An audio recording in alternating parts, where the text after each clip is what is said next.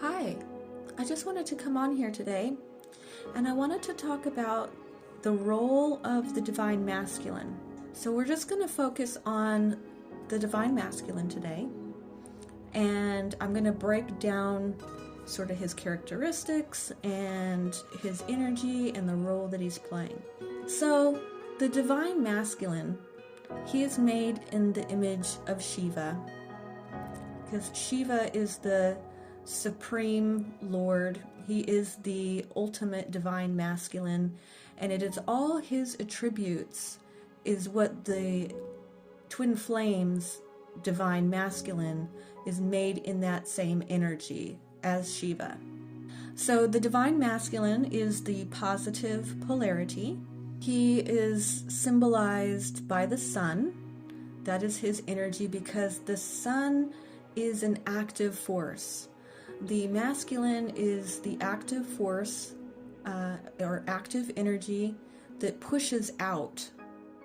So his energy pushes out and it is active. So he is symbolized by the sun. He is also the subconscious part of the connection, which is why the divine masculine can be more sort of on a surface level, can be more unaware of the depth of the connection between him and his twin flame, because he's operating from a subconscious level, which however plays a very big part in consciousness.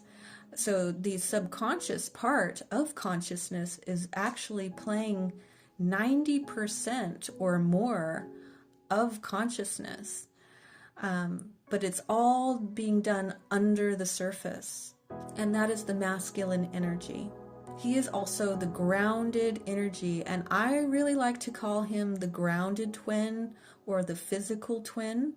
And the reason that is because he resides, his energy is dominant in the 3 lower chakras of the chakra system, because it is a whole system that is working together, because you are sharing a soul and you're playing different roles. You have different polarities of masculine and feminine, and so you're playing different parts, and the energy is held in different parts of this whole system. So the divine masculine dominates the 3 lower chakras of the chakra system.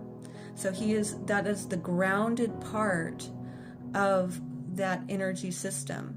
Now, as far as his role in the dynamic of the twin flames, his role is to actually begin the awakening process of the divine feminine, who is represented by Shakti.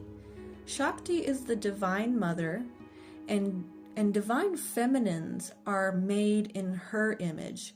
We carry her energy because it's feminine energy. So there's feminine and masculine, and they have these different characteristics. And so the divine feminines are made in Shakti's image. And it is the divine masculine who actually is the one who ignites that, awakens Shakti, or awakens the divine feminine. So she begins her process of awakening in that grounded area at the base of the chakra system, where he dominates that area. Well, he ignites her there because Shakti is awakened through that Kundalini energy that will awaken on this journey, most likely. It should typically awaken at some point. And so it's actually the divine masculine who is the one that ignites that or awakens that energy. And he does this by walking away or creating the separation. And when he does this, it creates soul shock in the feminine. She fully experiences her soul being fractured without the divine masculine, Because in the very beginning phases of this connection, in the bubble of phase, you feel soul unification. You feel at one with them. You feel soul oneness at the beginning. And when they leave and they separate from you, it creates the soul shock. It creates the feeling and the true understanding and the feeling of your soul actually being fractured. This also begins the dark night of the soul for the feminine, which is an ego death. So she goes through this painful process of ego death, soul shock, dark night of the soul.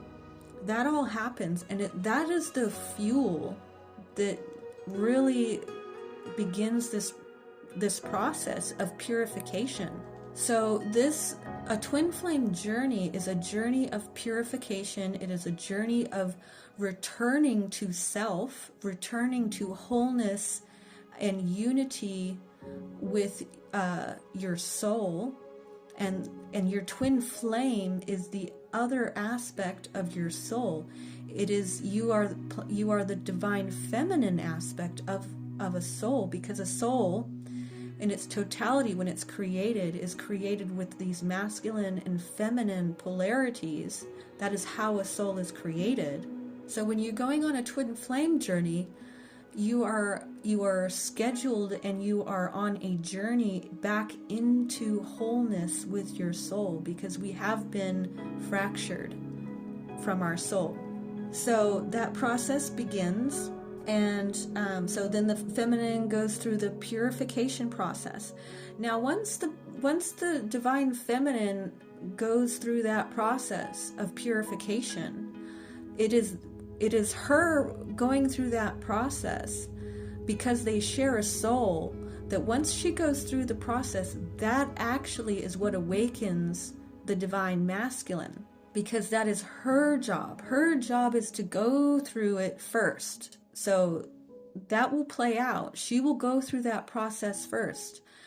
And then what happens, that will awaken the twin, the divine masculine, because remember, he's Shiva, and he is in a deep meditative sleep. He is the subconscious. He's that deep, the underlining energy that's there, but it's quite in a heavy meditative deep sleep state. But then once that energy moves up to him, it does awaken him. And then the divine masculine, once he's awakened, another part of his role is to bring in the physical union, because he is the grounded twin. He is the physical twin. He is the one that brings the energy and solidifies it in a physical way. So she is the spiritual twin that creates the spiritual unification. In a lot of ways, it's actually her that does that. And once that comes to completion and there is the unification up there within her, that awakens him, and he brings in physical union. He solidifies it in a 3D physical. It's she's working in the 5D, and he brings it down into the earth, into the physical reality, the 3D earth, the stuff that you can touch and taste and smell, the physicality of it. That is his role. He makes it solid. He makes it physical. He pulls the energy down straight into the earth in a very physical way. So that is his role. That is what he's doing. Also, when the divine feminine has awakened and she has purified, the Kundalini energy has moved up to Shiva, and once he awakens, the masculine, actually, their awakening and purification process does not look the same as the feminine's. Theirs goes very quickly. It is very turbulent, and it's more aggressive because they move through it much faster than the feminine. The feminine goes through this process much slower and in a different manner. Once the masculine awakens, it's like he's got the crash course. He's going to move through that energy really quickly, and it may look quite turbulent, and it could be quite aggressive for the masculine, because it goes from zero to 100 real quick. So he moves through that awakening, and it's much faster and it's more intense than the feminines. Another thing is the divine masculine is the physical protector of the shared energy and of the divine feminine. So he is the protector. So when it comes to their shared aura, because when they're together, they actually have a shared aura around them, or a bubble or shield around them that encompasses both their energies. It is his energy in that shared aura that flashes and darts out like an arrow. So his energy is the active force, and that's how he protects that with that, through darting out and flashing out the energy in an active way, kind of like the sun. It darts out this energy actively out of the aura. So as part of that Kundalini energy, there are two channels that travel in a swirling motion up through the chakras. And it is Ida and Pingala. One is white, one is black, one is masculine and one is feminine. So the divine masculine is the Pingala and the white channel that is moving up through the chakra system, that is part of that Kundalini energy. So it's this half of the energy. So that is the masculine energy that is moving up through the chakra system. So this is always going to be the theme in creation, is that there are these two energies, and it is the friction between the two of them that is able to create energy. It's like a battery system. It's like magnetism. These two energies play off of each other to create life and to create things of substance. So to create a soul, there are the two energies contained within it, the two polarities, the dark and the light, the sun, the moon, the masculine, the feminine. That is what is the substance of the soul.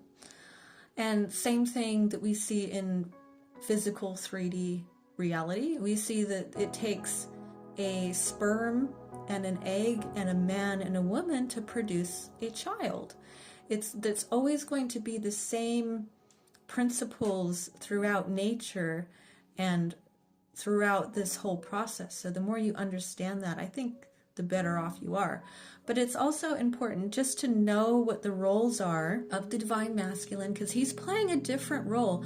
Oftentimes on this journey, the divine feminine is looking for answers.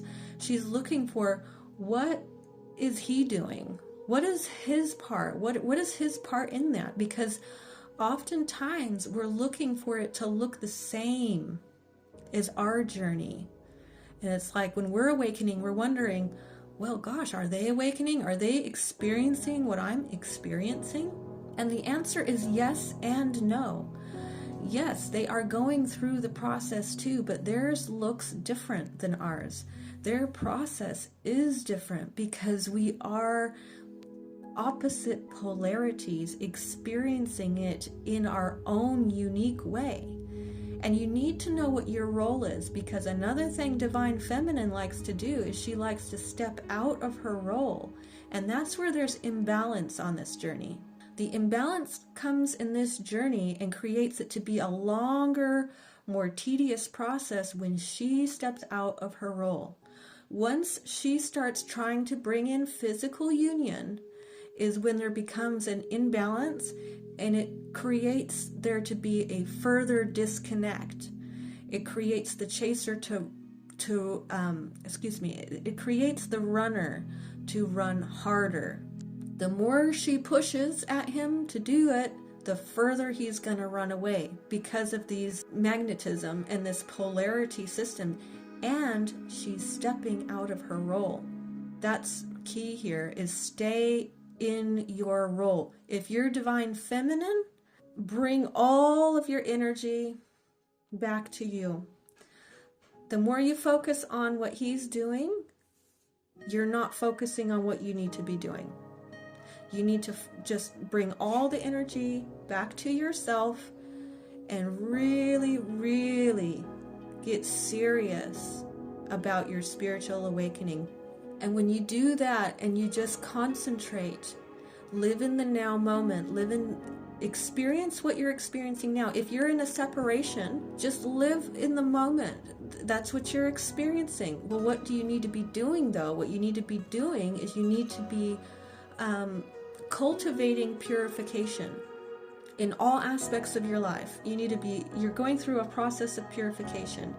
You need to really embody that and really work on what you need to work on. So I think it's really important that we just have a really nice, complete understanding of what his job is, what his role is, what he's doing. And that can give us a lot of peace, and it can give us more understanding in order for us to kind of stay in our own energy and be accepting and understanding of what they might be going through too. And understanding that their journey doesn't look the same as ours, and that it's okay. It's okay that their journey looks different than ours, and that it's actually normal. So just, again, this is, like I will keep saying as well, this is a very natural process. You really can't go too wrong. It's eventually you're going to learn these things, and eventually you'll get to where you need to be. It's wonderful that we have teachers who can help us along the way. It can speed up the process because the more understanding we have, it gets us on the right path. It gets us working with the energy in the correct way. So we want to create balance. We want to be, in the correct energy to create the union that, we obviously do desire to be in union with our soul. And we also desire to have union in a physical way with our twin. It's totally understandable, and this is the goal, and this is where we're headed. So anyway, I hope that was helpful, and I thank you so much for listening, and I will talk to you later. Bye.